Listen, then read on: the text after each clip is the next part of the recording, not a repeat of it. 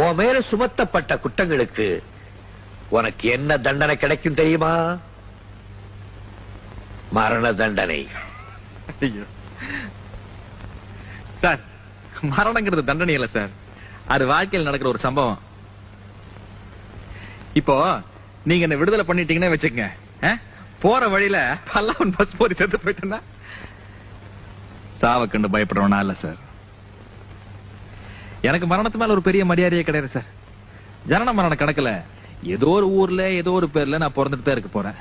அதனால இப்ப சாக போறத பத்தி நான் கவலைப்படுறதும் இல்ல, இனிமே பிறக்க போறதை நினைச்சு நான் சந்தோஷப்பட போறதும் இல்ல. உண்மையாவும் நேர்மையாவும் எவன் ஒருத்தன் இருக்கானோ அவனுக்கு சத்தியமா காதல் கல்யாணம் சுட்டு போட்டாலும் செட்டே ஆகாது. நான் எழுதி வேணாலும் சத்தியம் பண்ணி தரேன். ஏன்னா அவன் அக்கறை கொடுப்பான், கண்டிப்பான், பாசமா இருப்பான், பணிவா இருப்பான், எல்லாத்துலயுமே பார்த்து பார்த்து செய்வான். ஆனா இது எல்லாமே இந்த பெண்களுக்கு அது சந்தேகம். நீ